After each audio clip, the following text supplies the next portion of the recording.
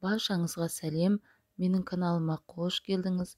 Бүгін сіздерге осындай түріктің пахлавасының рецебімен бөлісемін. Видеоны соңына дейін тамашалаңыз. Таза ыдысымызға бір дана жұмыртқаны, сұйық майды, жылы сүтімізді және де бір ас қасық қаймағымызды, менікі үйдің қаймағы, дүкеннің қаймағы да бола береді. Бөлме температурасында тұрған жұмсақ сары майды және де бір ас қасық 6% алма уксусын, суымызды және де тұзымызды қосамыз. Осының бәрін араластырып, үстіне ұнымызды салып, қамыр елейміз. Ұнды көрсетілген мөлшерден артық қолданбаймыз. Мен описаниеге жазып қойдым. 700 граммдай ұн кетеді шамамен. Егер қамырды илеп болғаннан кейін қолыңызға әлі де жабысып тұрса, кішкене бір 50 граммдай ұн қолдансаңыз болады. Себебі сіздің қаймағыңыз бен ұныңызға байланысты. Қамырымыз басында осылайынан кішкене қолымызға жабыспақ болады. Кейін басы біріккен соң жабыспайтын жұмсақ қамыр пайда болады. Бетін салафанмен жауып 10 минутқа тындырып қоямыз. 10 минуттан кейін қайтадан қамырымызды илейміз. Қамырымыз тынғанша дәнімізді үгітіп дайындаймыз. Мен осында екі түрлі дәнді қолдандым. Егер фисташки дәні болса, соны қосқаныңыз дұрыс. Менде ол болған жоқ. Осылайынан салафанға салып, оқтаумен үстінен ұрып, немесе оқтаумен басып үгітсеңіз болады. Ал көлемі бір келі дәндерді осылайынан тарелкаға салып қойдым. Қазір бетін әсемдегенге қолданамын. Ал енді қамырымызды 14 бөлікке бөлеміз. Ол үшін қамырды осылайынан жүгері крахмалын қолданып отырып бөлеміз. Қамырды тура ортасынан екіге бөлсеңіз, әрқайсысын 7-7-ге бөлгенде көлемдері 1 келі болып шығады. Менің қалыбымның, яғни формамның диаметрі 34 см болғандықтан көлемі үлкен болып шығады. Егер сіздің қалыбыңыздың көлемі кіші болса, 2 есеге азайтып жасаңыз. Осылайынан 14 қамырымызды домалақтаймыз. Қамырымызды 10 минутқа тындырып қойып, осылайынан жүгері крахмалын қолданып отырып, жұп-жұқа домалақ қамыр жаямыз. Қамырыңыздың дайын болғанын қолыңызды қойып, немесе бір зат қойсаңыз, соның түрі анық көрініп тұру керек.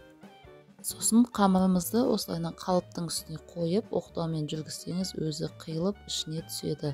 Қалыпты майламаймыз. Қиылғаннан қалған қамырларды да кесіп, қалыбымызға саламыз. Үгітілген дәнге қантымызды салып, араластырып 7 қамырды жайып болған соң, осылайынан үстіне саламыз. 7 қамырдың арасына ешнәрсе жақпайсыздар, тек жайып, осылайынан қалыптың үстіне сала бересіздер. Дәннің үстіне қалған 7 қамырды дәл солайынан жайып салып шығасыздар. Шеттерін осылайынан пышақпен жабыстырып шығу керек. 16 бөлікке бөлеміз. Видеода көрсетілгендегі бөлсеңіз, барлығының көлемі 1 келі әдемі болып шығады. Яғни әр бөлікті тура ортасынан бөліп шығу керек.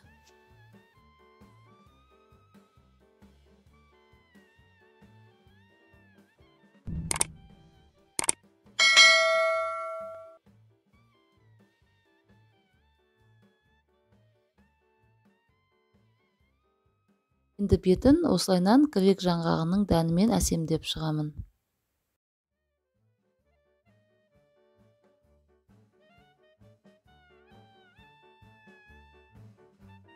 Мыналы қызып тұрған пеште 160 градуста 70 минут пісіріп аламыз.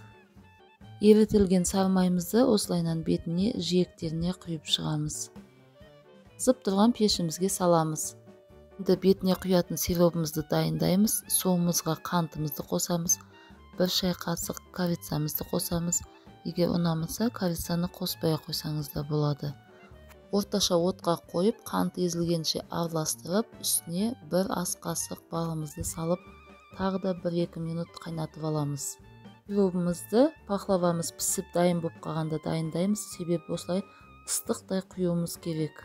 Сироп ертерек дайындап қойып, пахлава пісіп қалған кезде сиропыңызды қайнатып жіберіп, пештен пахлаваны ала салып, осылайынан ыстықтай құйып шығасыз. Енді пахлавамыздың толықтай суығанын күтеміз. Өзі сондай әдемі болып шықты, және де көлемі де үлкен болды.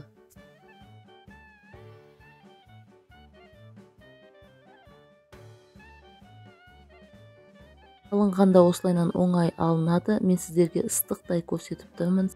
Өзі сондай қатпарлы және де қытырлақ болып шығады.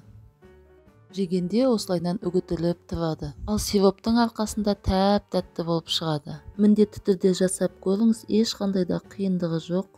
Видео ұнаса лайк басып, астына комментарий қалдырыңыздар және де каналыма тіркелуді ұмытпаңыздар.